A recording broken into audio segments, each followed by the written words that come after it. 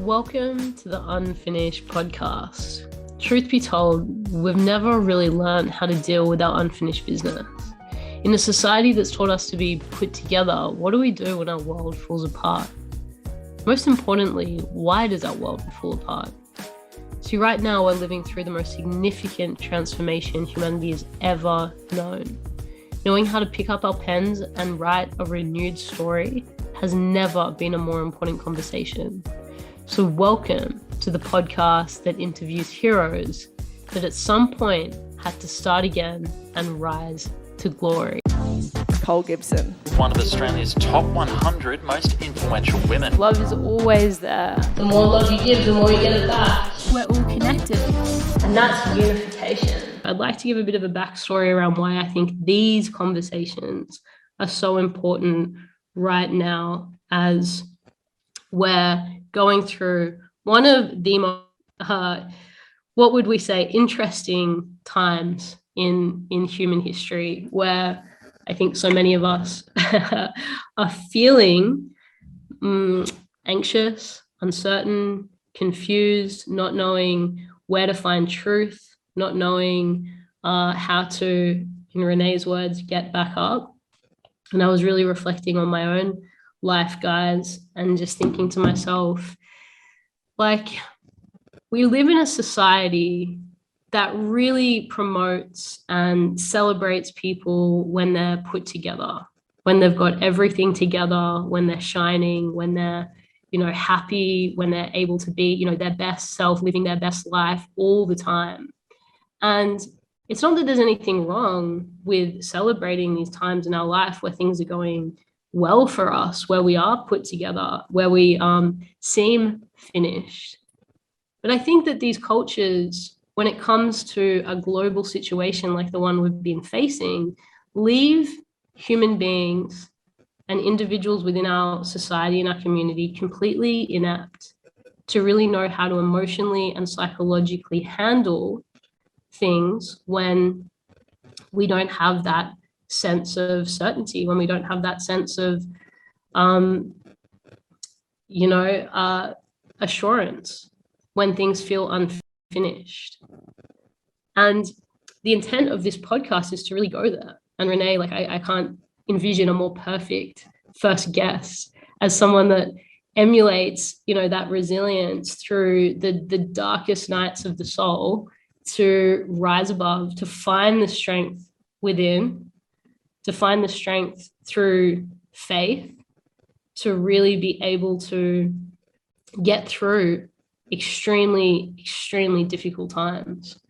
So I'm really grateful that it's you that's launching this podcast off with me. I want to just encourage everyone on the live stream to ask questions, to leave comments, to let us know what elements of this conversation are resonating with you. And I want you to know that your perspective is heard and your perspective is valued and your perspective is, seen. And it really does get better. So this is a conversation that I hope brings you an immense amount of hope and faith and strength that actually, dare I say it, some of these darkest nights of the soul end up being the moments that define our character and that we become the most grateful for. So without further ado, Renee, welcome to the Unfinished podcast. It is such a pleasure to have you here. I'm so honored that I'm kicking this one off with you. It just worked out so perfectly at 11:11. Can you believe it? On a Friday night. And I'm all the way here in Australia. I know you're in London at the moment, but I wanted to do this so badly with you because I know your message is so similar to mine and your intention is just absolutely on par with where I'm at. And these guys, I'm River City Studios, for those that want to know where I am on a Friday night. Who comes in on a Friday night? These guys have worked I'm talking about them. They've done a full week. And I said, guys, we just want to shine the light. We've got to do it sometime so I can do with Nicole and with you and with me. And they let's just make it work. And so I am so grateful just to be here, just to have the setup, have people doing my tech, because you know me in tech, it all comes falling down. So I can just sit here and do what I want to do. So grateful. Yeah, thank you so much to Craig and Luke for making this happen on a Friday night. And Gareth's out there editing as we speak. They're literally like still kicking away. So this is what it's about, I think, during this time, is really putting aside, this mentality that we're just in it for ourselves, and actually looking at how we can contribute to making a difference in the world, which is another sort of angle that I'm really wanting to emphasize in these conversations, that there's been so much discussion, Renee, around, what we're losing and what is being taken away from us. And what I really want to get clear on through this time, specifically the past 18 months, is I think we're at this point now where we really have an invitation to start looking forward and to understand, the gifts that potentially have been given to us through this very unusual sort of experience that we've gone through, which has been very equalizing, very humbling, very unifying in a lot of ways. One of the things that I always hypothesized through my work is, what would it take, like truly what would it take for the whole world to be captured in a single unified experience? And in my work, that dream was always love. And the world has sort of proven to us that it is possible. We can be unified in a single experience. And yet that's been so infiltrated by fear. And what if we were to flip that script? And what does that actually take? Which leads me to a series of questions that I want to dive into with you, as the only female to ever self-represent and successfully take legal action against the Australian Federal Police. State, so against a police officer and then against the state. Against a police officer and then the state. And I can only imagine what courage that took, and how many voices of negativity were around you and disbelief were around you during that time. And Renee is an amazing author, podcaster, media personality, and I'm sure we'll get to all of that. But take us first. I like to go deep quickly and then go from there into the moment where you felt at the absolute lowest of that journey and really scraping the barrel to find the light at the end of that tunnel. What was that moment like? Oh, so if we want to work within the parameters of, I guess, that initial legal journey, the rock bottom, there were a few rock bottoms, but the one, just when you asked a question, that stood out for me, when I took action against the officer and against the state, I had a very big legal team. And so the case had been set down for a week. So I was driving from the Gold Coast to Brisbane. My son was in kindy at the time. So just trying to even time manage to get up to Brisbane, to park in the Maya Centre before the kindy opened. Like, the juggle was real. And then I'm against this enormous legal team, really well experienced, well-versed barrister. And it was relentless, because it was from sun up to sun down. And I just remember when I got on, I think it was the fourth day. It was the fourth day. And it's when they were cross-examining me. So I was in the witness box. And it's literally like nothing I've ever experienced before. It was a physical, a verbal, an energetic, a spiritual, like the attack was just, I felt like I was just sitting back in a chair, and it was like boom, boom, boom, boom, boom, boom, boom, boom, boom, boom, like this at me. And I was just like, and I was trying to center myself and trying to ground myself and trying to think. And I was literally, it was insane. There was there was a moment there where, because I'd gone through like a big spiritual, I guess you could call it, shift leading up to this point of this trial. So I literally sat in the witness box, had my crystals with me, and I was sitting there going through my chakras. I was going red for root chakra, orange sacral, moving up to my solar plexus. And of course, you know, that's the center for power and control. Couldn't even visualize my solar plexus.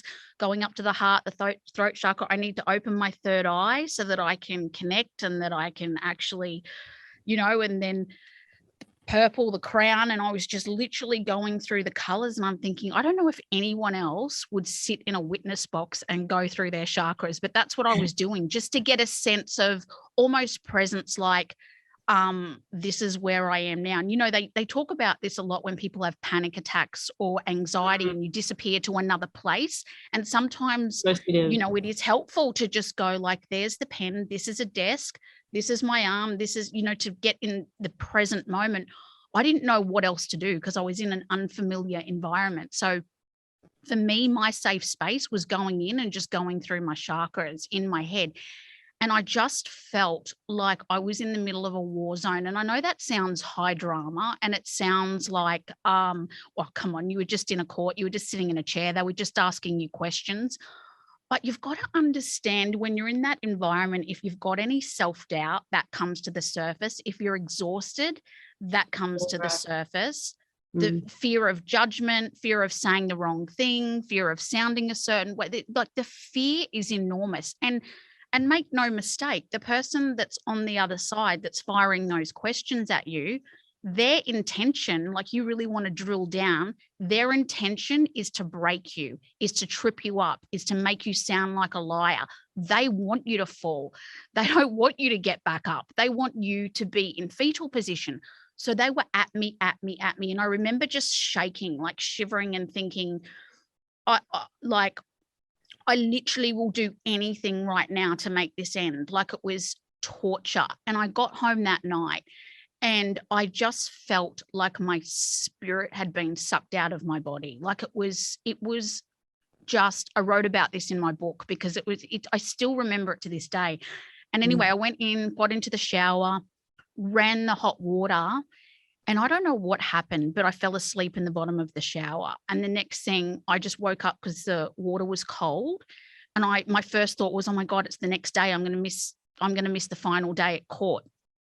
And I woke up, I'm in the bottom of the shower, and I was thinking, I can't do this for anything or anyone, or I don't even care anymore. It doesn't even matter. Like, why am I doing this? Like, every single, I guess, doubt and fear and message to stop. And I had nothing in the tank. I had nothing. And I had a scrunched up suit from the day before that was on the floor. And I remember thinking to myself, and I've done this once before, I'm going to crawl. And it was like slow motion. I'm crawling over to my suit. I thought, I've just got one knee in front of the next knee, in front of the next knee. Because that was the only energy you had left at that time. It's like I'd just been, I was broken, and it's like I'd just been energetically flattened with a machine gun and then sent home. And then that thought of, I have to go back to the very place I just got attacked and sit there again. And I've got nothing in the reserves to be able to do that. And what were the legitimate options in your mind, just to go into that moment? Like, what was your mind giving you? Because in these moments of desperation, we do start to think irrational things. What were some of the thoughts that were going through your mind? So the thoughts were, is there any way you can get a trial delayed? Can you call up the court? Can I get a doctor's certificate? Can I opt out? Is there a way? Like, what happens if I physically can't put my suit on and can't get there and can't drive and can't pull myself together? Like, what's going to happen? Is this whole 4 days that I've been through in this case, is this now all going to end because I literally can't put my suit on, get into my car and drive to Brisbane? It's only 1 hour. Like, has this whole week been? And the thing is, when you're in court too, you know, you get momentum and everything's fresh in your head, and you're like, you know, they said that and he said that. Oh, it'd be good if I ask him. Oh, that didn't make sense. I'll get him on that. Like, it's a big strategy. So you've got to, you can't stop. And if you stop, like I was having in my head at that moment, if I stop and it gets delayed, or it's next week or next month and it gets put off, at that point I felt getting my point across. And I thought, if I give them too much time, strategically, that's stupid. That's giving them time to go away and start fixing a very big problem that they've clearly got right now. Like, I've just got to keep on pushing on. Otherwise, it's not in my interest to just throw the towel in now. So when it was like I was at the casino and I put every single last bit of money that I had in the pokey machine, and it's like, what's the last $5 going to make a difference? Like, I'm already done. It was like that. It was like, I might as well just put the last $5 in and just see if I can win the jackpot, because, I don't know what else I can do. So I just crawled and I put my suit on and I drove. And when I was driving to Brisbane, when you're so stressed, it wasn't cold, but I was shaking from the stress. Like, my teeth were chattering. And I walked in and the judge said, I suggest you actually go outside and see if you can settle this matter. At that point, I thought, if they pay me for the car parking in the Maya Centre, like, I'm going to take it and go. And then what she did was, this triggered me. So she said, she came out and she got the piece of paper and she drew a big 0 like that. But it wasn't just like, oh, actually we've got, like, in the north, like for you or I go, oh, sorry, we've just got nothing to offer. It was the 0 that she drew. And it just, I remember, nothing. You get nothing. 0. And then my friend that was sitting in the gallery, she's like, can you settle it? Can you end it here? Like, I think you're at breaking point, hun. Are you all right? What she offered, like, are you just going to settle this and call it a day? And like, I'm thinking, I don't know if I would have settled it. I don't know. But the 0 triggered me into going, no way. And so anyway, my friend said, what did they offer? And I said 0. And she's like, I said, no, I didn't say 0. This is what I said to her. That's right. Because judge said, don't. I said, not even enough for a happy meal. That's how bad it is. And she said, you just got offered fuck all. And I said, yes. She just offered me fuck all. And I was like, fuck you. Like, it fired me up. And I was like going back in, and, the judge asked if we were able to resolve it. And I was like, no, we'll be proceeding, Your Honour.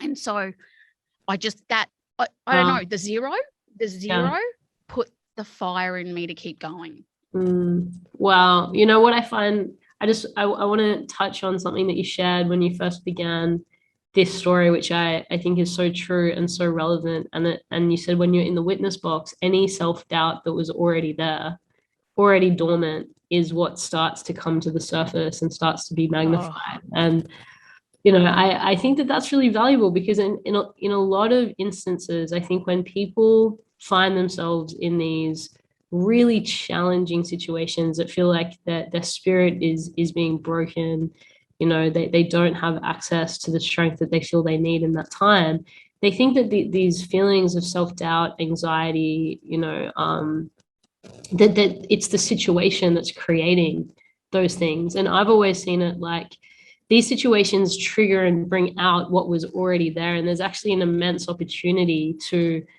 actually redefine your character in these moments. And so I love this. I love that there was this fire in you that ultimately took over, and you defined who you were in that moment. So, Michelle. And I'll tell you why what you just said is very true.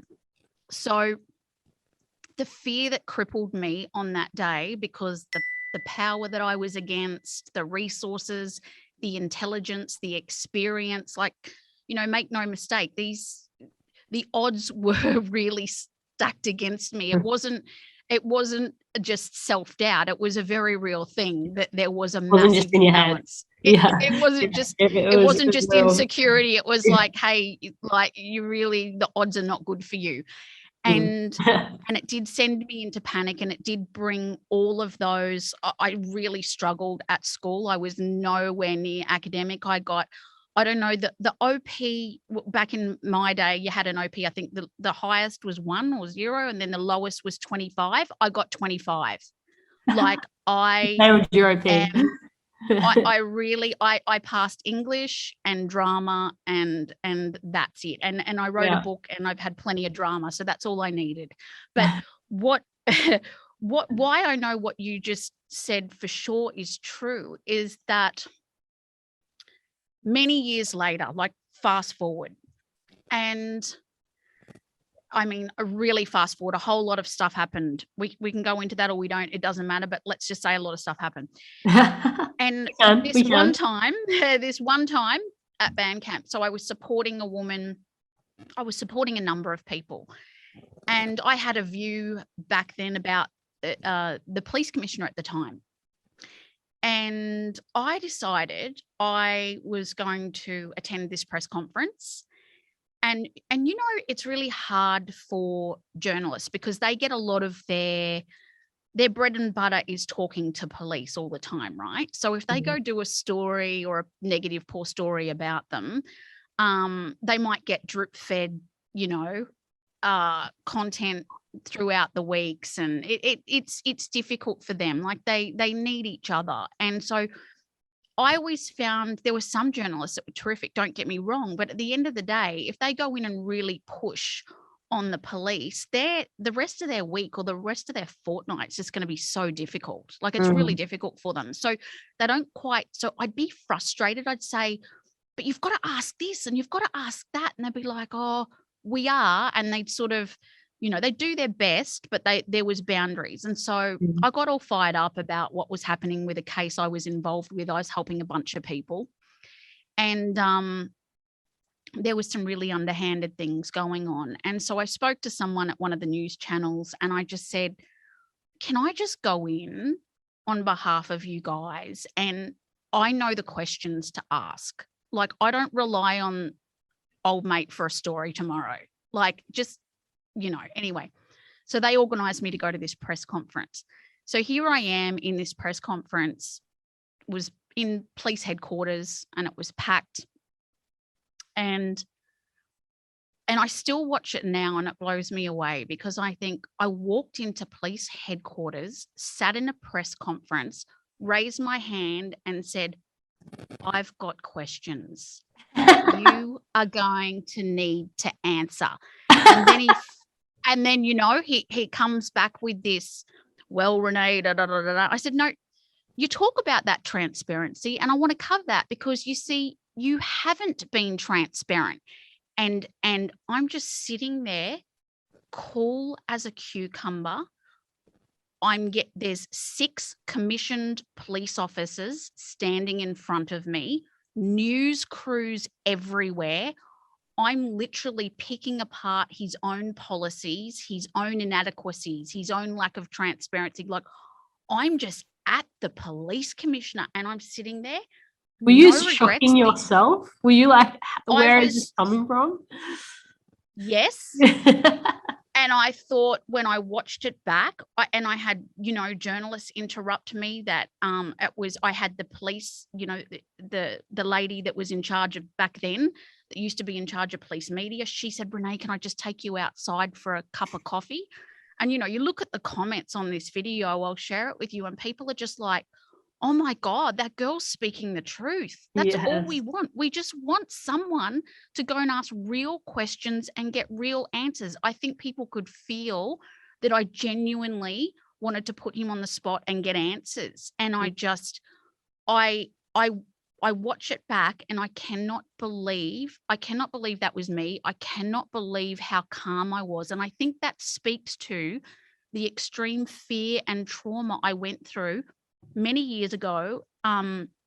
Throughout that trial, what it gave me was the tools many years later to be able to sit down in police headquarters and say, I've got to ask you something.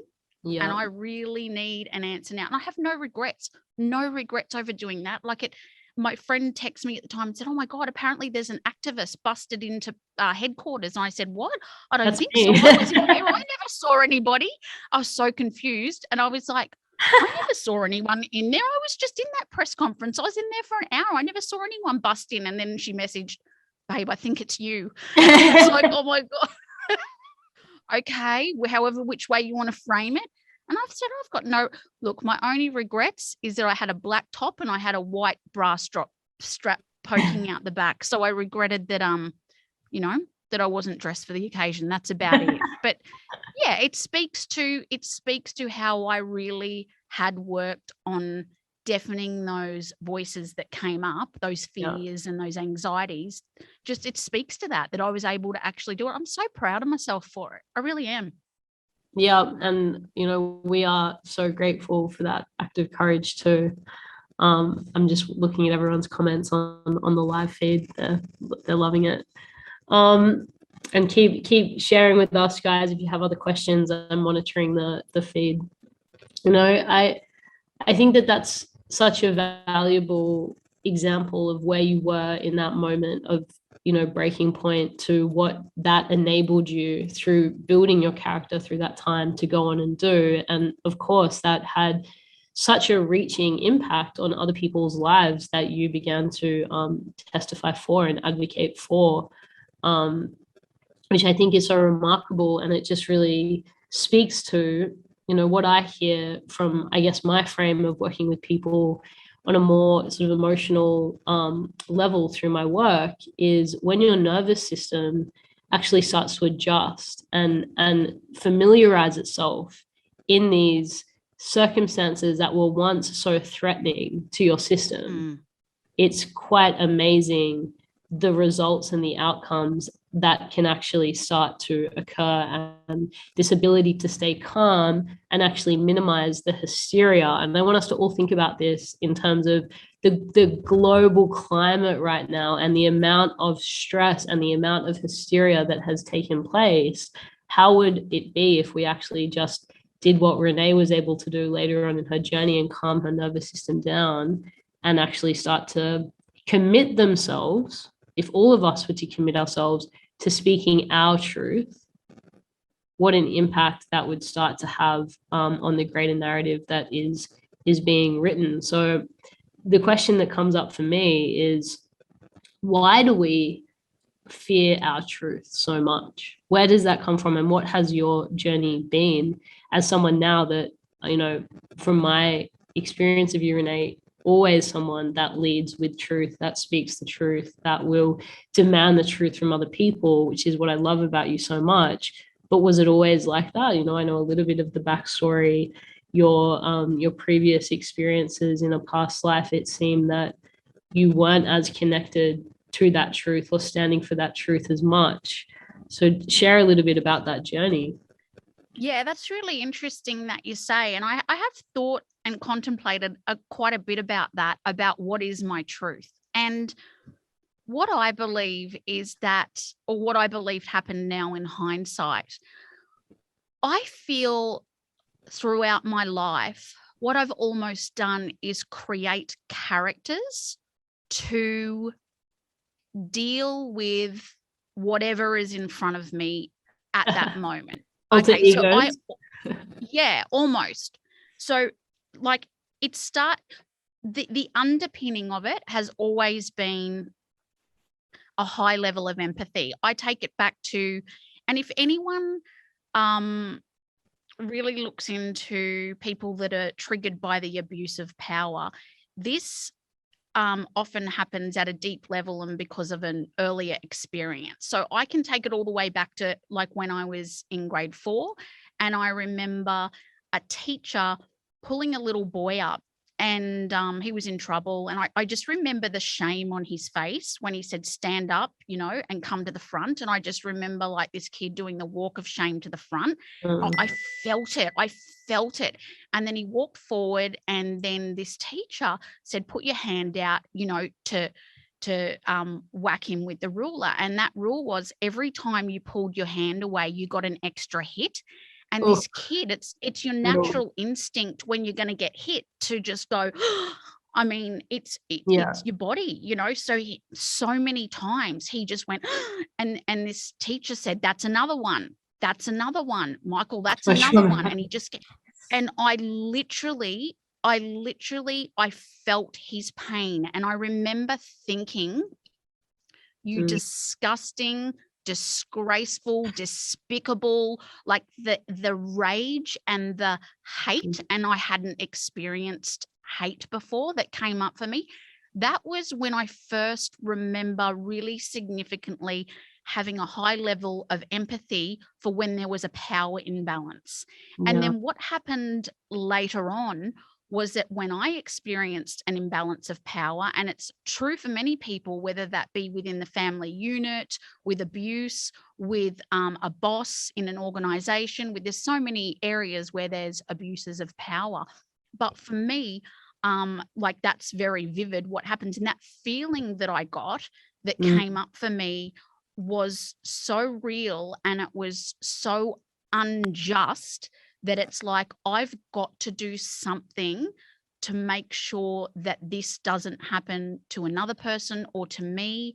And so at the beginning, I used to be very triggered. So I would be reactive and I'd sound full of rage and I'd sound very angry. And I noticed that I wasn't getting any traction. People weren't listening to my point. I wasn't able to make changes. And then what I discovered was, if I created, and this almost sounds manipulative, and I'm probably not expressing it exactly the way it was when I say creating a character, but really going, this is my end goal. Okay, so my end goal is I want to get new laws in. I want to protect people whose details are being accessed. I don't want there to be police brutality in our state. Like my intent, it was all of this. But if I'm ranting and raving and triggered and emotional, I'm not going to be able to make change. Now, if my true intention is that I feel so bad for this happening to people, what do I have to do to make change? And that's, I need to find a way to keep cool, calm, collected. I need to read up on these laws so I can sound educated, because no one's going to listen to me if they think there's ditzy idiot that's with an OP of 25.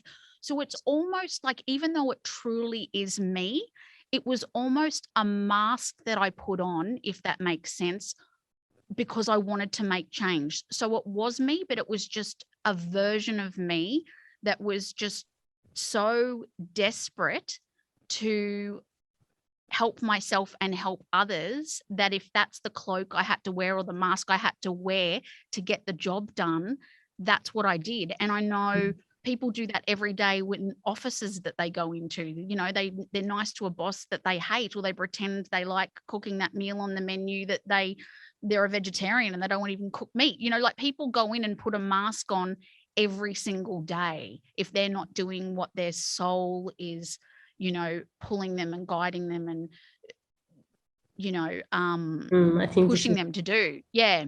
Such an interesting conversation.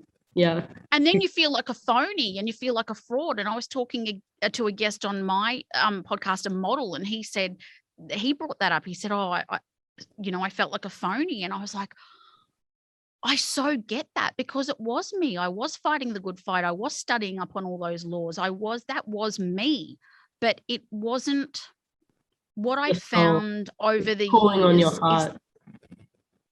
Is the cost to me. And I started to lose parts of myself that I value. I noticed my humor started to slip, because I'm always joking and seeing the funny sides in things. And it sounds really fickle, but I got fat. And you know what, my grandma, before she passed away, she used to say, and it's so, you can't even say anything without offending people these days, but my grandma, when things were bad, she used to say, you know what's going to happen, Renee? We're going to get skinny, and they're going to get fat.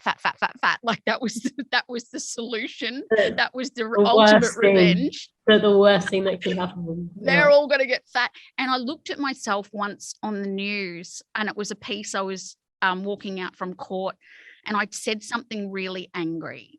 It was just a quick take to camera, and it was angry.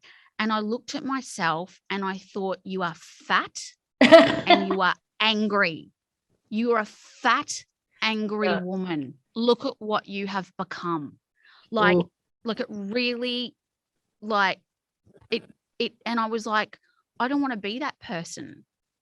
I have been that person. It's amazing what we all do to survive. When you need to survive, it's phenomenal what skills you can muster up when your survival depends on it. Wow, there's so much to unpack here. Thank you for sharing that, by the way. There's just so much value in that, and I want to hear what the journey was like as well, in coming out of that, which I know you have now. When I asked Renee what is your unfinished business, she said, I don't really have any anymore. I think that's a pretty I mean, I'm not sure I 100% believe it. I think all of us have some unfinished business, but for the most part, I think that is just a testament to the work that you've done to get to a place in your world where you really are following that calling on your heart, and part of it, when you say everyone, when you say, Nick, calling too, I do want to say, as much as I was driven to do all of this, and I can say it's about me, and I'm not really well educated around religion, I'm not, but I can tell you, some people believe, some people don't, whatever. I have always had a strong faith, always, and I can tell you, in those darkest moments, people might call it praying, I call it God begging. Like, I would God beg. And I thought, why do I have to be shivering on the shower floor and getting attacked by some power hungry monkey to be like God begging? And when you get to that moment and everything's wrong and you're like, God, I will do anything. Please, if you just do this, I'll do this. Like, you barter. Oh, I do anyway. I barter. I'm like, please, please, please, can you hear me? And I know when I have those conversations, I will cry like I am not a normal cry. It is a desperate, like, like a wailing, God, please, like begging. And I really do believe all of us have different purposes and different callings.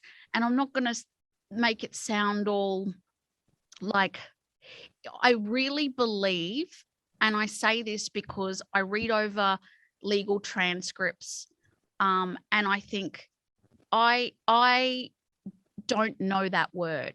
I don't remember saying that word, even to the point where I've got the audio of the hearing, because I've read it on the transcript and I've thought, why would I say that when I don't even know what that word is? And I really do feel that someone, I don't know what you want to call it, or what it's bizarre. It's like I was given this knowledge and this vocabulary, and something was telling me, go. And it was like, I had to do it. I was compelled to do it. And I can also tell you that when it was my time to pack it up and to stop, it was equally as brutal.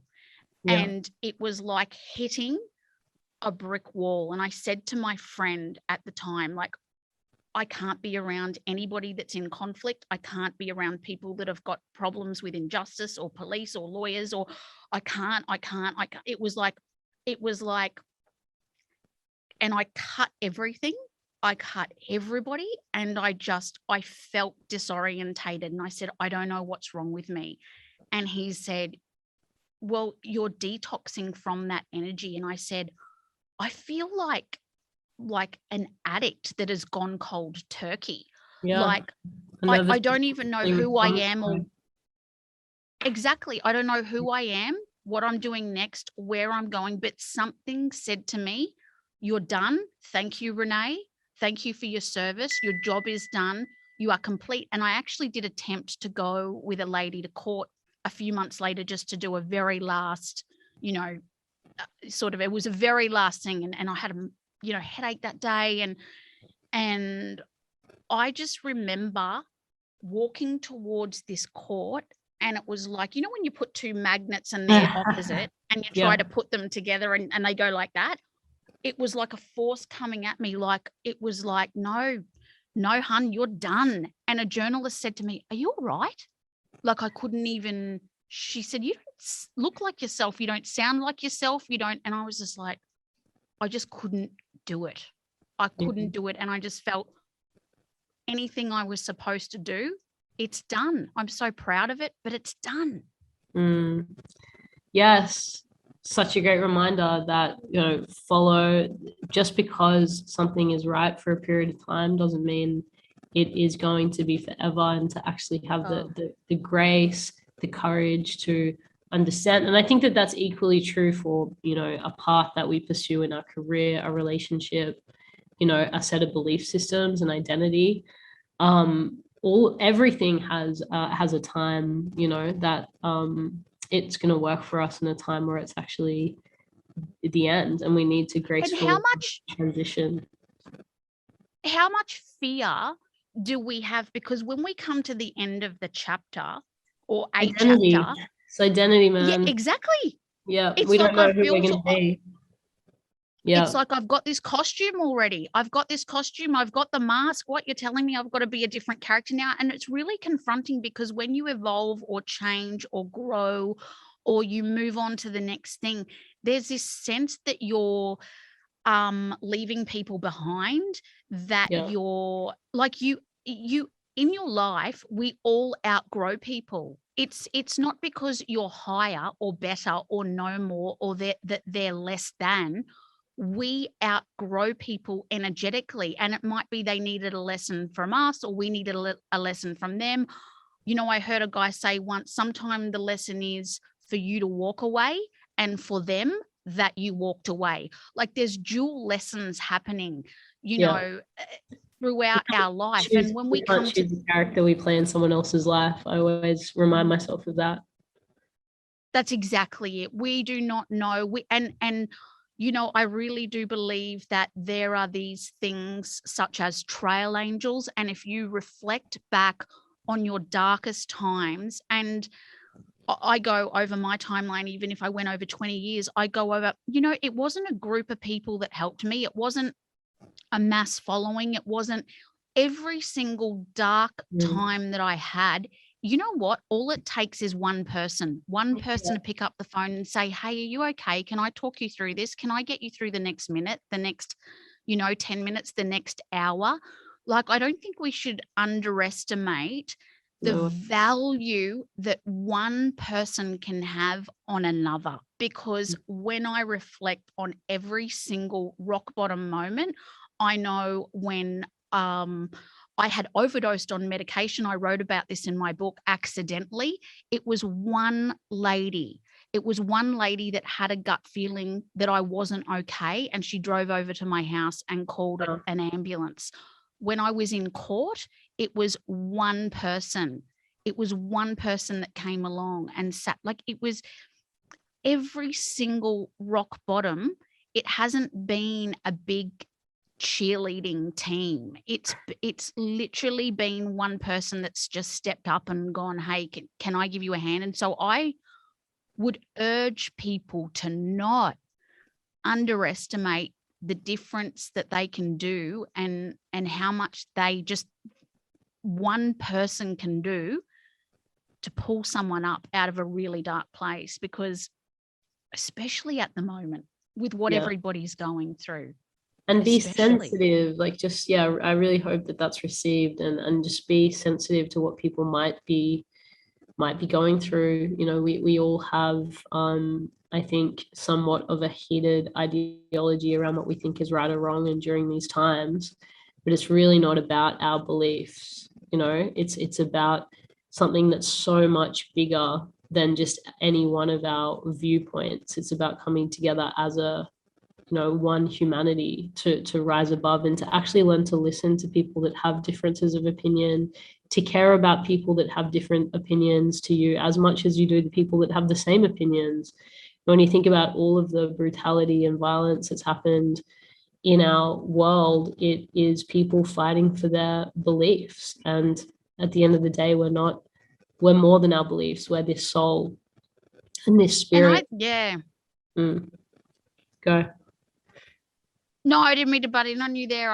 When you were saying that, it made me think the importance of empathy, like you say, is so enormous, because life can just turn like this. And I think of like this year has been just what has happened in 6 months or a year. You know, you can be on top of the world 1 minute, you've got friends, you've got a partner, your kids are fine, everything's great, but you can't get cocky about it, because it doesn't take much for the worm to turn. You know, like this year's been enormous for me. I broke my foot. I had an operation on my jaw. I had my very dear friend pass away. I had my granddad pass 3 days later. I mean, it was like boof, boof, boof, boof. So, you know, if you would have seen me 3 months before that, I was fit as a fiddle. I was healthy as I've ever been, walking along, you know, all these grand plans. And then it's like life just hit me. And when we're out and about and we're at a cafe or the shops or the street, wherever we are, we might be coming across someone that is literally having one of those rock bottom days. And I think it's so important to really get a sense of what other people are going through and really tune into that, because it's good if you're having a great day, but to really get a sense for, hey, is this person really struggling today? Is there something I can do or say to just, you know, at least help them feel not so alone in this moment? Yeah, generosity of spirit. You know, it's such an important thing to remember, that it is when you are in that overflow. You know, if you have power, this is how I see it. If you have power, it's your job to empower, not to take all of that power, and to remember that, you know, what you're sharing, it reminds me of my philosophy, which is we don't get to choose power. Power chooses us. And if we find ourselves in a position of power, and maybe that power is simply just everything going right in our life for a period of time, that is power choosing us. And we need to learn to choose that power responsibly, because as soon as our ego starts to interfere, like you say, it becomes a lesson rather than something that can take us to a new level of understanding, of success, of, you know, creation in our journey. We've got to go all the way back around that loop and learn the lesson once again. And I think collectively, let's not repeat, you know, history. We don't have to go through that loop. Again, I think, you know, for the first time in our history, in going through something so significant, we have a global way of communicating with one another. We can share empathy, we can share compassion, we can share revolutionary ideas that are going to build new systems to get us out of this very challenging time. And if you're someone that hasn't been directly kind of affected in the same way other people have going through the past 18 months, whether that's financially, or you found yourself in a great situation where you're surrounded by people that you loved or whatever, still take the time to actually learn what other people's experience was like, and utilize the journey that we've all been through as a collective to really deepen your own ability to serve, empathy, compassion. All of that is so powerful to remember, so that we can rise above. Like, I think that the darkest days that we've experienced the past 18 months can actually become the precursor to some of the brightest days we've ever seen as humanity. And I really believe that is actually the prophecy that is unfolding right now on the planet, that we have an invitation to create an entirely different world where we've rethought health, we've rethought our financial systems, we've rethought, you know, the 9-to-5 grind, all of these things. We've actually had time to think about, you know, in a different way. And how many people before 2020 were thinking in their head, I just wish the world would stop. I just wish I had a couple of months to sort of, you know, get my thoughts together and have a think about what else I could be dedicating my life to. We've been given that opportunity, and let's not waste that. Let's realize that there are gifts in those times. But Renee, I want to go back quickly to your share on, you know, during these times where you felt that there was this calling for you to step into something greater than your limitations at that point in time, and in a way you had to construct this mask and this identity, I think there's two really powerful ways to look at this. One is like the traditional, you've got to fake it till you make it kind of mindset, which, I've had my kind of, I've wrestled with that idea a lot, because it's not necessarily how I choose to go about my path. But then in hearing you, it made me think about it in a different way, which was what I really believe in is people overcoming their personal limitations for a greater good. And I think whatever it takes to overcome those insecurities, those things within us that keep us small, that block us from actualizing our potential, especially when that potential is serving others. I think that is such an important message. And I know it's something that every single person grapples with. So I want to press into that a little bit. Like, what were some of the beliefs you had to believe about yourself, about life? What were some of the things you had to start to value? What were some of the behaviors you had to start to kind of start choosing in your day-to-day life that took you to another level of your ability to create impact? So throughout the chapter of when I was making a difference in that legal setting, is that? Yeah, well, is that the time?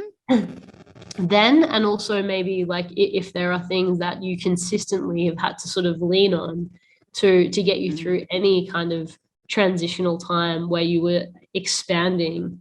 For me, I come back to core belief systems. No matter the change I'm going through, like, every problem has a solution, anything is possible. It's working for me. It's not actually working against me. And I always come back to that. So I'm curious to know, like, what's your kind of toolkit there? Well, I think what would happen for me was that these voices would come up, and it would always be the same.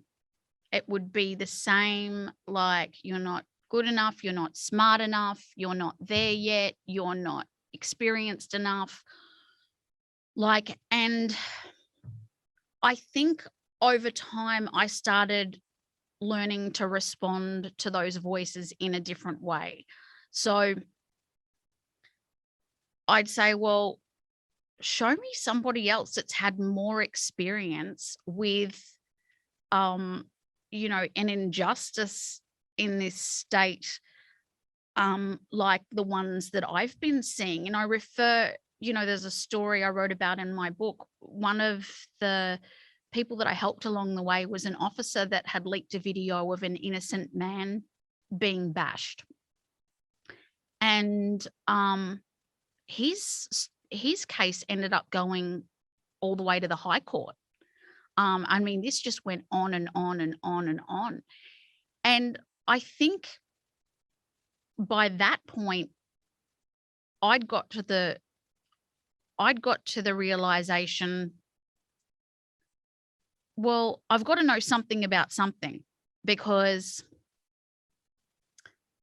like, you can only fake it so far, right? Like, okay, there's faking it till you make it, but then when you start setting case law and you start, you're setting precedent and you're changing laws and you're getting people out of jail. I mean, I got a massive legal team together that they were able to release an innocent man from prison. And I can't tell you the feeling of seeing someone in a maximum security facility that's innocent, and how I was driven to do anything to get this man out. And it's like, okay, those little voices might have come up. I'm not going to say they didn't come up at all, but the bigger voice, or the louder voice, was, there's an innocent guy sitting in jail right now. He's literally in a cell with the worst kind of offender. I won't say it, but the worst kind of offender you or I could imagine. He's stuck in a 4x4 cell with this guy. And it's like, oh, Renee, you don't really know how to, you don't know how to do this, and you don't really have experience in that area, and you're not a lawyer, and you're not. Of course, those little voices came in, but the louder and the bigger voice was my heart. And it was It was simply, there is this man, he's got children, he's innocent, I need to get him out. And so if you want to call it my calling or my whatever else was going on was bigger than those voices and louder than those voices. So I would start to lean into that. I'd start to lean into, well, yeah, I'm here for a reason, so I'm just going to ignore that, because if I start listening to that, this guy's going to sit in there and be, in a lot of pain, and his kids are going to suffer, and I can't afford to listen. I actually can't afford to listen to those voices because he can't, So it's just like, it's just like my empathy was higher than my fear. I love that so much. Thank you for sharing. I think that one point of awareness, I can't afford to let those smaller critical voices win, is something I talk about a lot. Is, what's in your driver's seat? Is it the greater mission? Is it the greater cause that's really driving the car? And of course, like, these other sort of voices of negativity are going to be in the back seat trying to get your attention, or whatever. But ultimately, if that greater mission that you feel compelled to drive in the world is in the driver's seat, these other sort of aspects of you they won't win. And I think that that's a decision. It's both a decision that we have to make, and it's also, I think, something that is natural and inevitable when you do find the thing that you feel the most passionate about. Like, I really relate to what you're saying, that it was a compulsion, that you couldn't not do it. And I'm curious to know, do you believe and feel that there's something that every single person in the world really does feel that way, or could feel that way towards, that they just haven't found yet? 100%. And so what would you say to people that maybe have settled for less in their life, that they are going to work every day and putting on a mask and knowing that it's really not what they want to be doing? Yeah, and we've all done it. We all do it. We've all done it. And what I would say to them is, compartmentalize your life. Don't think this is it. If the second you start thinking this is it, you're doomed. It's got to be, this is a chapter. This is a series. And, I used the term trail angels before, but think of the trail that you walked along, and think of the people and the resources that randomly appeared when you were down to your last $50 and something happened and someone was like, oh, could you do a job here for me? Or, like, I remember when my son was small and I had financial disaster, and it would be something like, I'd had like $50 to get me through 2 days, and I'd be like, oh my gosh, what am I going to do? And then someone would ring and go, oh, hey, do you guys want to come over for a barbecue or for dinner tonight? Or like just random things, like having faith that there are such things as trail angels, if you're open to it, that are going to pull you through that rocky path, whether that be, financially, mentally, physically, whatever it is that you're going through. Have a little bit of faith that you're going through a chapter, or you're walking down a road, and yes, it's rocky, and yes, it's hard, but having some faith that there are going to be some trail angels that step in, and let's just say worst case scenario, because we all like to go there, that there's not, and that no trail angels step in. It's like, okay, well, what is the lesson here? Because at the beginning of my book, I wrote something like, and it just came to mind when I was talking, don't be so afraid of rock bottom, because rock bottom is where the most valuable of treasures can be found. And I go to every rock bottom moment that I've had, and there is a blessing. There is a silver lining. There is something that I've gained from that, enormous suffering. So you're either going to have one of two things, right? You're going to have a trail angel step in, whether that's a family, a friend, a stranger. You're going to have a trail angel set in, or you're going to be with no one and nothing. Imagine that.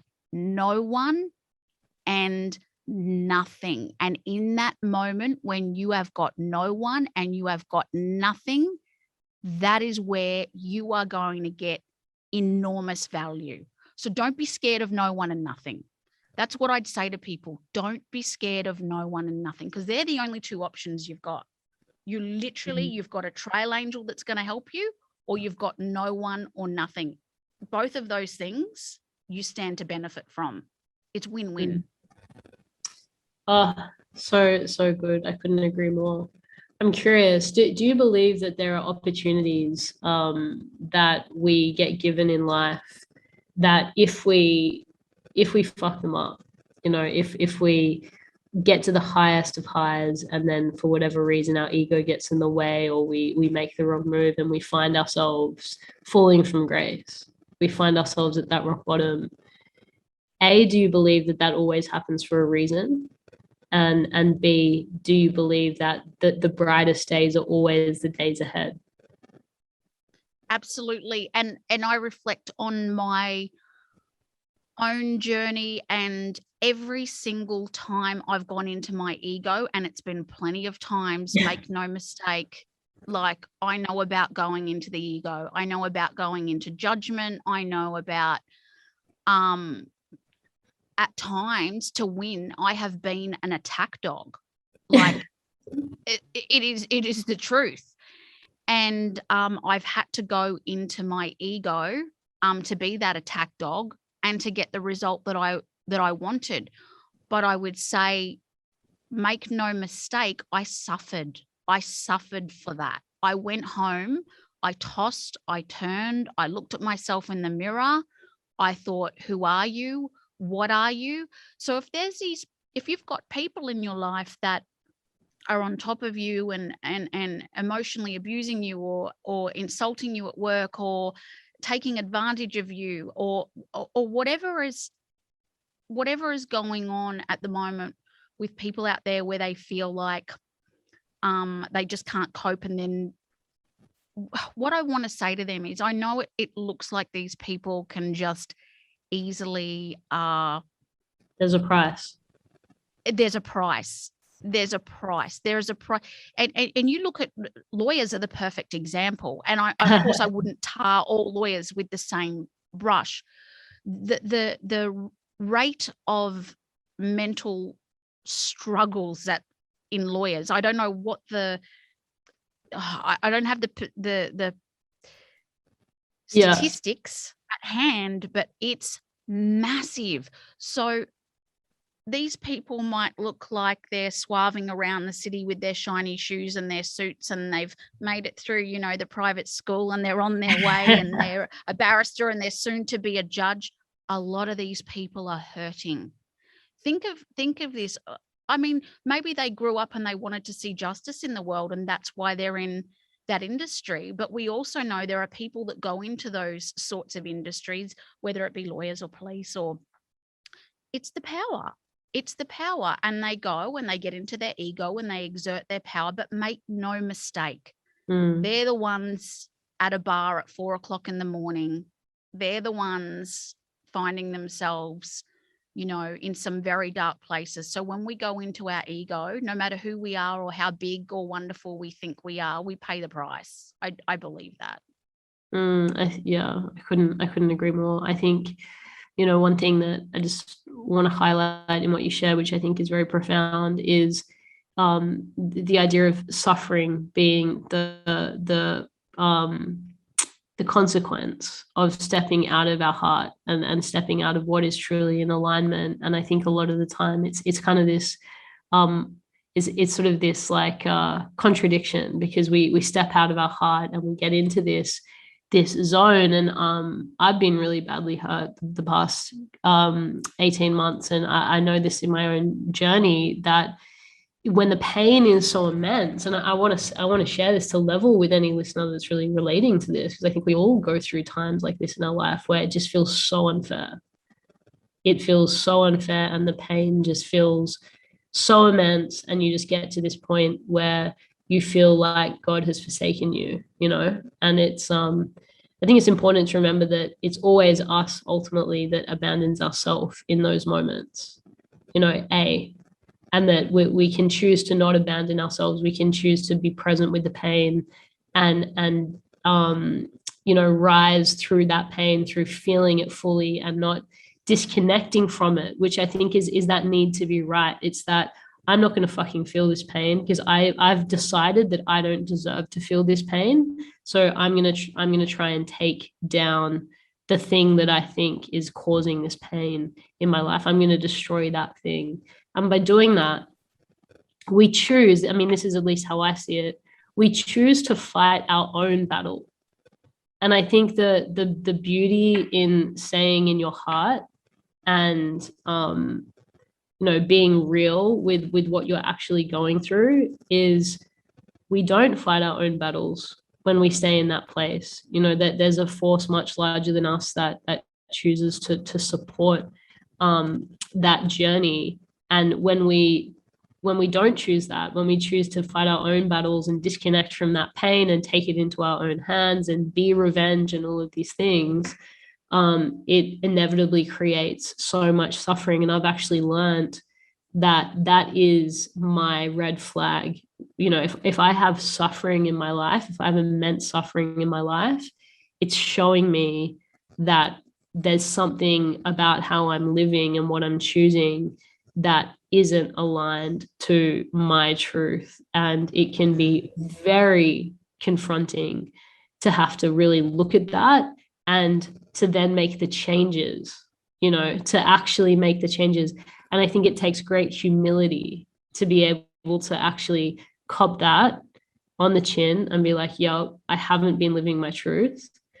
And I think we've got to remember in those moments, and I'd love to hear your perspective, Renee, that redemption is always available to us. That self-forgiveness is always available to us, but we cannot stay in the thing that is keeping us disconnected. We can't stay in that suffering and expect it to go away. So how many times, and I know this to be true for me, have we, or has there, something's happened to us? It can be an ex-partner, a friend, it's anything. And they do something and you think, how could they do that to me? And the anger comes up and the rage comes up, and the amount of weeks, months, years even that I have spent trying to work out in my head why someone would do something or say something, or it's soul destroying to do. And yet I believe we all do it. And because we can't make peace with it, because we can't find answers and we can't understand why certain people would say or do things either to us or to others, we go into judgment, we go into blame, and we go into rage, and we go into this because we can't rationalize it in our head why anyone would choose to do something that is going to hurt another person. Like we look at the situation and we say, no one's winning here. They're not benefiting from it. I feel awful. Why are they doing this? And then you're sitting there and you look at anyone that's involved. I don't care whether you're the applicant in a matter, you're the person taking action against somebody for an injustice, or you're the respondent in a matter. People involved in legal conflict, there's always something underpinning it. There is always something deeper at play. And I know this to be true because whenever I've let go of the emotion that has been attached to each matter that I've been attached to, I've noticed it naturally disperse.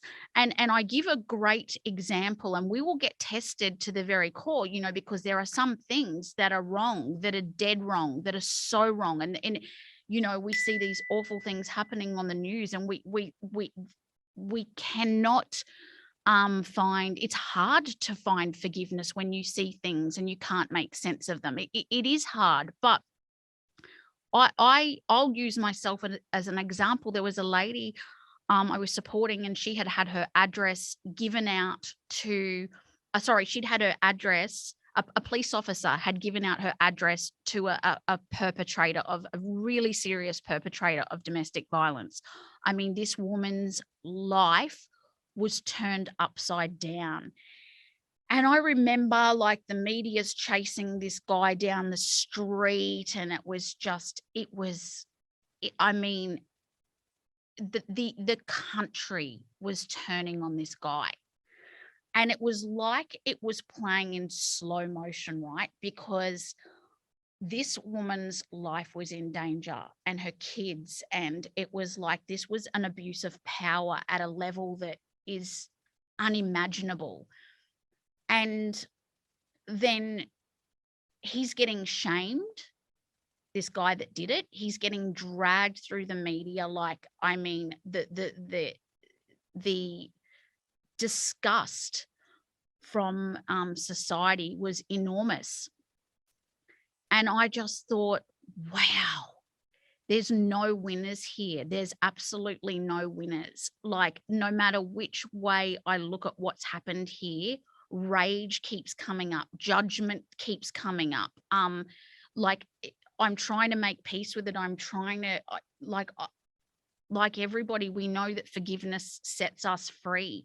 But when there is such a massive injustice and people's lives are at stake, and it is very hard to walk your talk, because we can sit here and we can say, you know, drill down into the emotion, work out what's going on, make peace, get into alignment. Like, we can say all these things, but when you've got a real situation in front of you that's unjust, that's unfair, that's wrong, that's wrecking your life or someone you love, it is so much harder to find forgiveness and make peace and emotionally let go, because you're just so charged by it. You're so charged.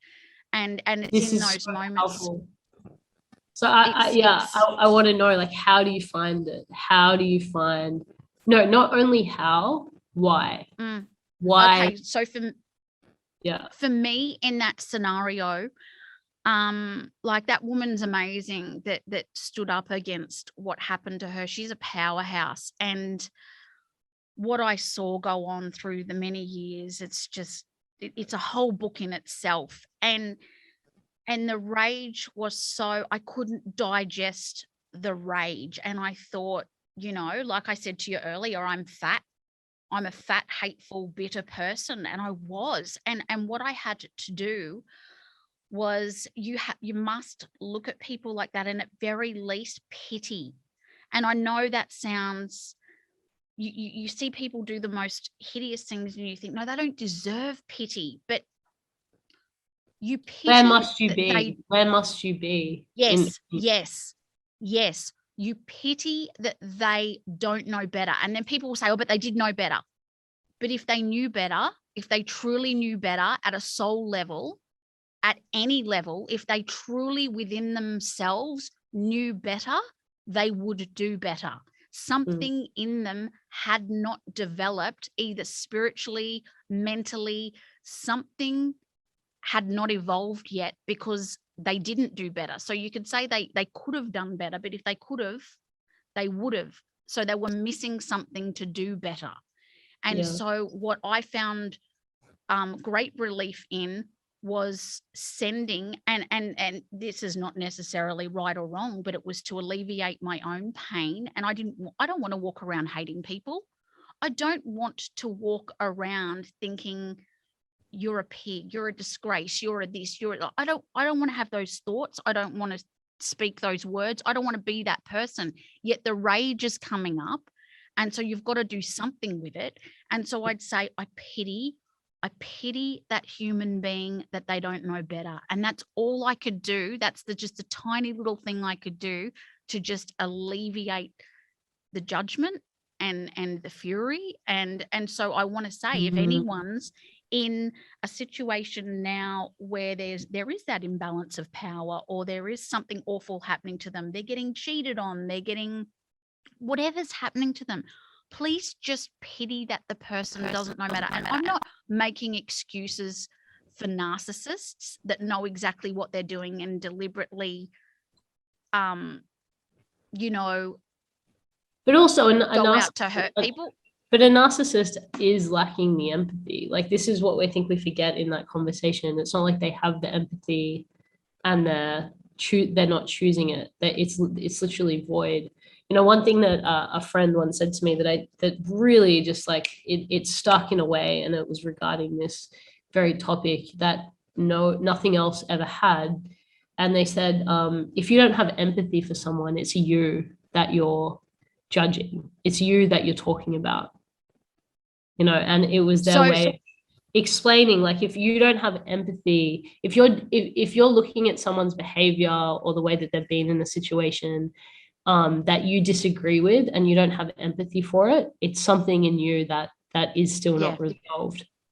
And I was just like, wow, because she actually said, you know, if you're truly at a level that is, let's use the word elevated, that is, I liked your word, developed, that is developed beyond that behavior and those choices, if you're truly there, then you just have empathy. And think about that in other areas of life. It's like, you know, when you and I have jokes around like learning technology for our businesses, you know, the little bits of tech that I now understand, when there's someone in my world that doesn't have that ability that I had to grind to learn, I just have empathy for them because I'm at a new level of awareness now. I'm not judging them for that. And that's a silly example, but I think across the board, isn't that the truth? When you've truly worked through something, if someone isn't at that same place as you, it's just a compassion and an empathy that you ultimately feel for them. And we're all at different levels of the journey. And, you know, what I've really struggled with is looking back at some of my chapters, and I've got a level of shame. And I want to say to people, we evolve in increments. And, you know, I look at my former self and I'm not embarrassed, but when you know more, you feel like, you know, you can't put an old head on a young, you know, on young shoulders. And like, there's different things. I remember years ago, this single mum driving up to when I was with my personal trainer back when I was in the modeling dancing days, and she was neurotic and screaming something out the window, and she was in a, you know, shitter of a car. And I there I am with my like Botoxed face, you know, my newly pumped boobs and my 10 trips to the solarium. And I'm like, oh, I was sitting there in a cafe and I was like, oh, please pull it together. You know, like I rolled my eyes and I was like, oh, like, love, get a hold of yourself.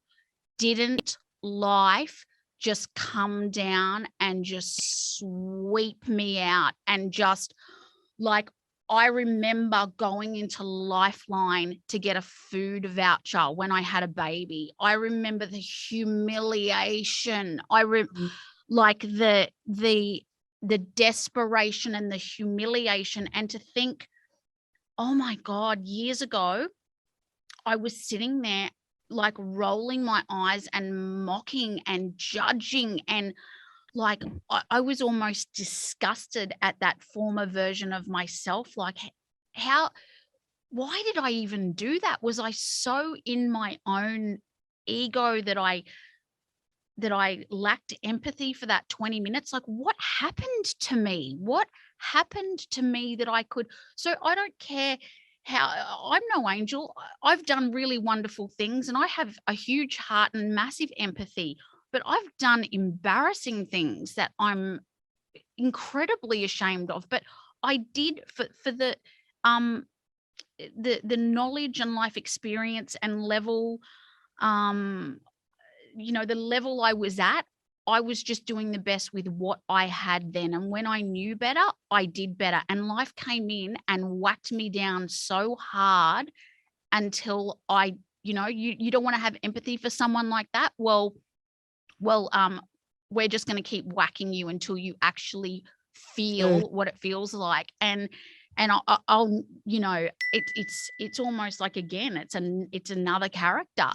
And I think, you know, and I use single mums as an example because I've often thought, you know, there's so much judgment, and you're damned if you do. Like I used to judge, and I've received that judgment over the years so many times. So if you try date, when single mums date, you get, and the whispers are, and people can say it's not, but it's bullshit, it is. And they'll go, oh, that poor son or daughter or whatever, there's men coming and going, doesn't know which one's daddy, like men coming in and out, like,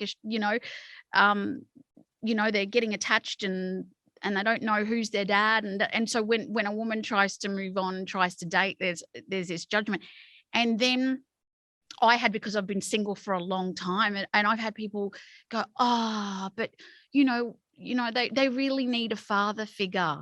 And it's like, if you date, you're a scrag, and if you don't, poor little Johnny needs a father figure. And it's the judgment. And so I've received that judgment. But what I do now is I think, look at me, the way I rolled my eyes and judged that woman that was neurotic, that yelled out the car that day. And it's like, so now when I receive that judgment, I just think, oh, you poor thing, you're about to get like an absolute stick of humility up your backside and you don't even know it. And it's going to hurt so bad. Like, it's going to hurt because it hurt me. Yeah. Oh, I think that's such an important thing to remember. I have so many other questions, and I'm also aware that we've already been jamming out for like almost an hour and a half. That has gone so quickly. So yeah, maybe we do like a second episode at a later date. But Renee, I'd like to ask, how can these guys know your message more? Like, how can they support your podcast? Where do they go? Read your book? And then we're going to do a little Q&A after this as well. Excellent. Thanks for the plug. I'm terrible. I'm not going to say terrible things about myself, terrible at self-promo, but you go to my website and order my book, and that talks about my legal journey and very much and the personal journey too. So that's called Flirt with Justice, and you get it from my website.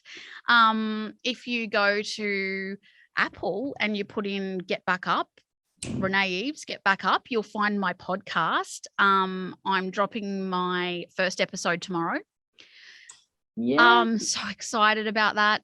And it's just my intention, really is my intention, to reach out to anyone that is struggling or that is in a really, dark place, lonely place. If they're isolated, maybe they've got no trail angel, maybe they're in the no one and nothing, one of those two options. Maybe they're sitting there with no one and nothing.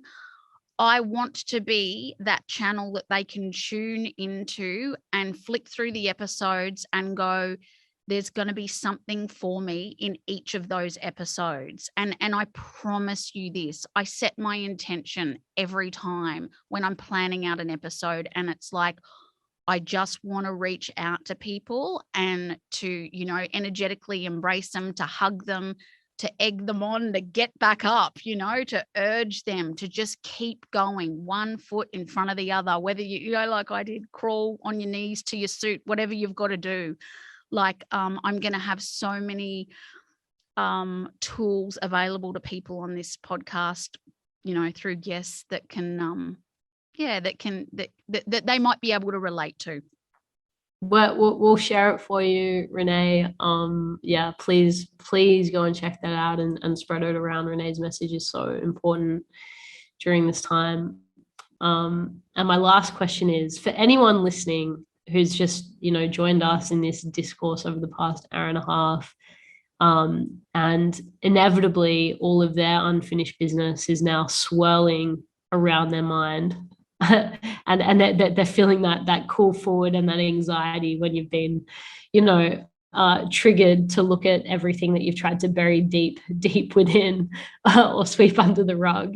What would you say to anyone that is hearing this now and thinking, man, I really don't want to have to deal with my unfinished business?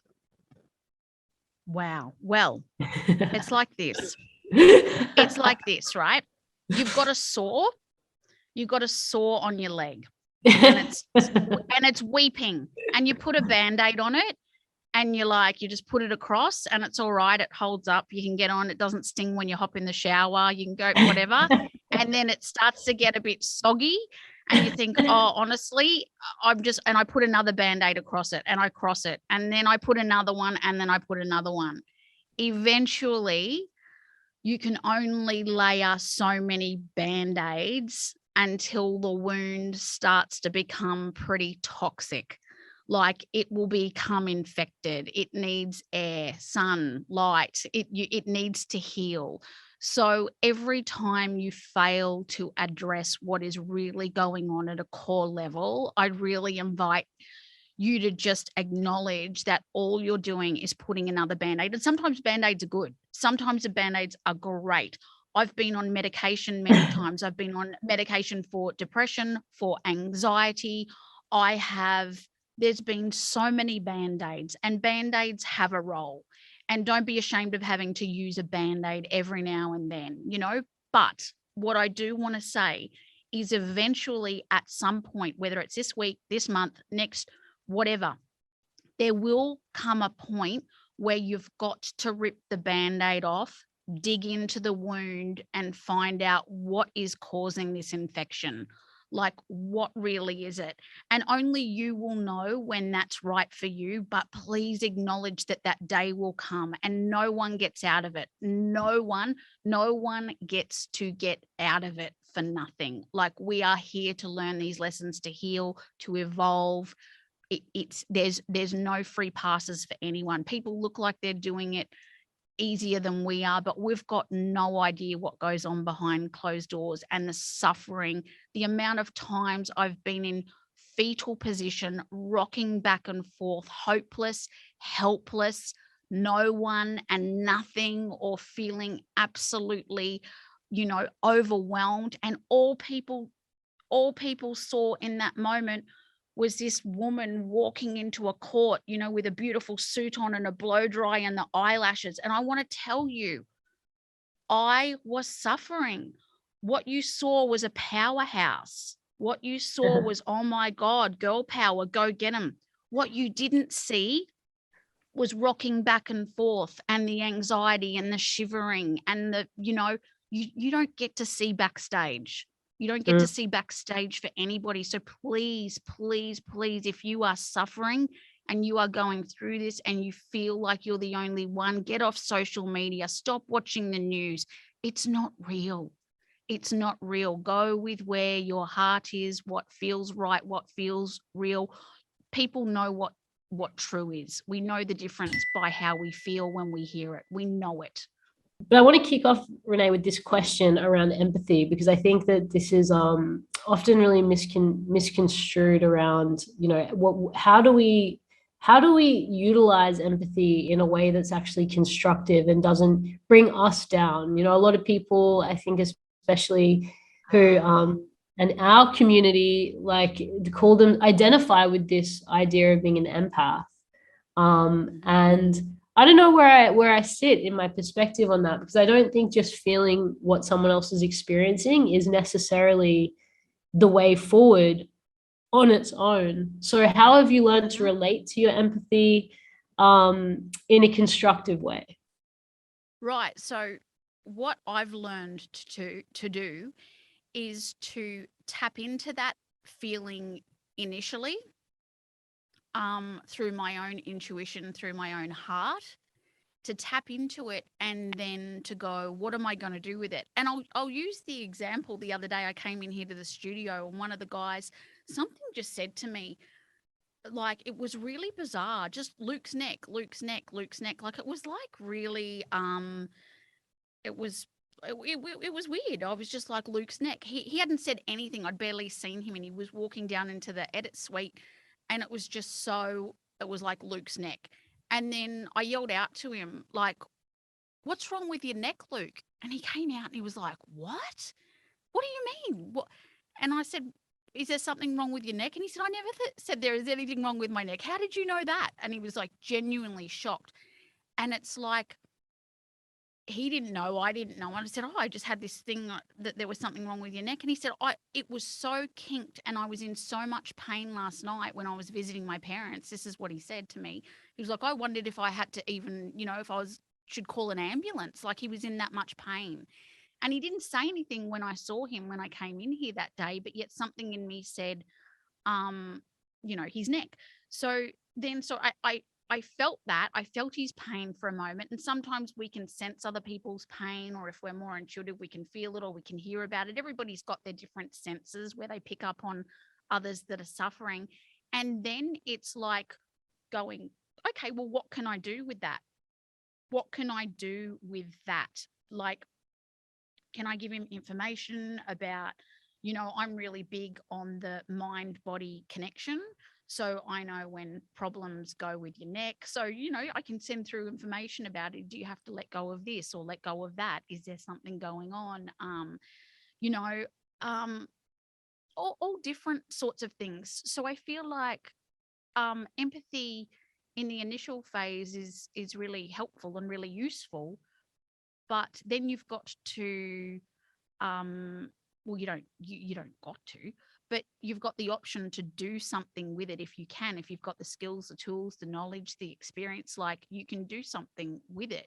So to just sit there and have empathy for somebody is only half of the puzzle, right? Because if you can't actually deliver with that empathy into something tangible, I mean, it's nice if people feel sorry for you. It's nice if people feel for you. But I like to spring into action. So, in that example, I was like, I know this lady that works on necks. I can give her a call. And, so I was like, how can I get him help with his neck? But if you just sit there and feel sorry for someone's pain, that's not necessarily all they're going to need.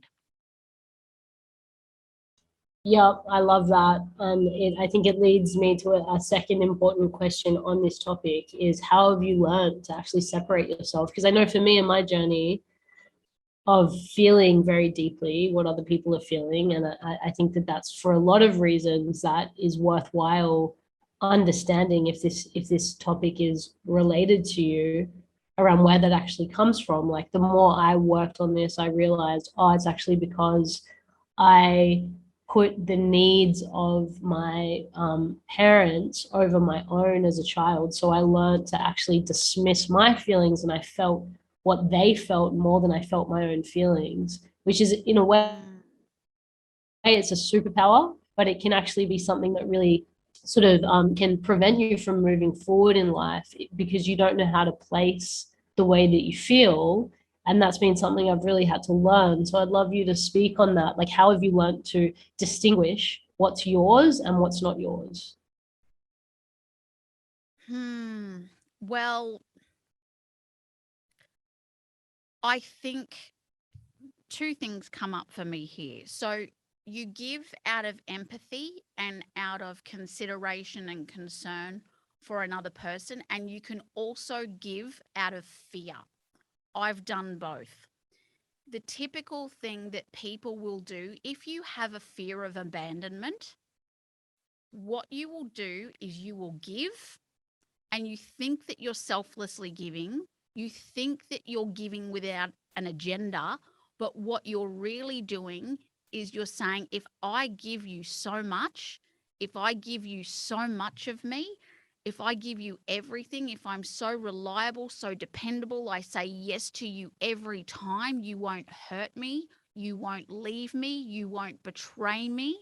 So underpinning that empathy that you're giving is actually your own fear, is actually it's rooted in the fear of abandonment. And that's where you give, and then you'll find, because what comes up for me when I'm giving from that place was I will resent what I've given afterwards if I'm giving from fear. So if I'm giving from my heart, it's like, I genuinely don't want anything back, except I am trying to serve. I am trying to alleviate your pain. I'm trying to nurture you. I'm trying to help you feel better in this moment. That's from my heart. If I'm giving because I've got an agenda, or I want to win, or because it's of strategy, or it's some other underpinning thing, or it's because I'm lonely, and if I do so much for you, you'll never leave me because you owe me. I've done all this. You owe me. You couldn't possibly leave me. So there's two different ways to give, and one always leads to disappointment and suffering when you give from that place. It lands in resentment. The other one is like, I'm so happy that that's what I gave because that's what I came here for, and I didn't want anything back. I just really wanted to serve. So it is choosing where you're coming from. Yes. It's so important to understand these distinctions. Generosity in its innate essence is such an abundant place to exist from. If you're truly giving from that very genuine place, and you are genuinely being generous, just how much abundance that truly brings into your life. And I think it's so valuable to really unpack, like, where are you giving from? Because when you work through these fears and you learn how to give with no expectation, you're not giving to get, you're truly just giving for the sake of being generous and the joy of giving. It is amazing what that actually creates in our life in terms of fulfillment, prosperity. I love that. Thank you, Renee. So we're jumping onto your podcast now. It's like the Keep the guys. Yeah. Well, on behalf of our entire community, thank you so much for hanging out with us. This has just been so amazing. Is there any last comments that you would like to leave them with? Oh, look, I'm just so honored to be part of your first podcast, and I love what it's about. I love it's I feel like it's like our podcasts are kind of A and B. You know what I mean? It's like unfinished. It's like you've got to finish what you need to finish before you get back up almost, That's right. So it's like sort your unfinished business and then get back up. I almost feel like people need to go to your podcast first and then come over to me, for the go to you for the clean and come to me for the buff and shine. Make sure that you guys do that. I'm grateful. I'm so grateful, and I love what you're doing. I know it's been a massive couple of years for you, and what I love is that, when people say that they're a leader or that they're the head of an organization or a business, it's very easy to play the character, or, it serves you short term to play the character of somebody that's got it all worked out, and somebody that's together and that's got all the lessons, and and that can lead. But I love that what you've been doing, you've really, I've noticed, step into your authentic self by saying, like, I've got my stuff too. Like, the power of vulnerability is enormous, and I think by, I see your following, and I see the beautiful community that you've built, and I think that's only going to grow now in mammoth numbers because of your courage to just be vulnerable and say, hey, I'm just like all of you. I'm not saying I'm the head of the hill. I'm just, I'm out here waving the flag, but it's not because I'm better, higher, bigger, I'm with you. And I really get the sense that you're with your community. You're not, I think you're really coming into being very much with them rather than leading them. And I think by being with them, you will lead them anyway. Like, it's really beautifully occurring in its own right, which is so good to see. It's just so beautiful to watch.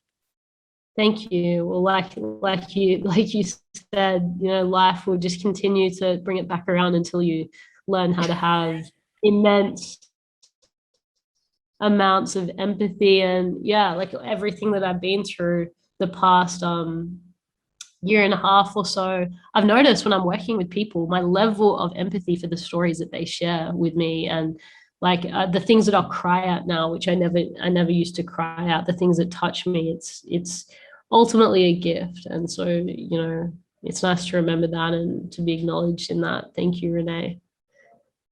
Pleasure. Thanks for having Thank me. you, everybody, for listening. Hey, family, if you loved this podcast and you want to stay connected to a tribe of heroes all around the world that are here to make the world a better place and act from their hero brain and act from a place of love, bringing their head and heart into cohesion, then I just want to invite you to jump in our Facebook group for free. Just search the Critical Mass Crew and you're going to find us there. We have tribe calls weekly, and these podcasts actually streamed into that group. So we have an additional 20-minute Q&A with the guests every single week that is exclusive to people in the group. So you'll also find the link in the show notes. See you in there.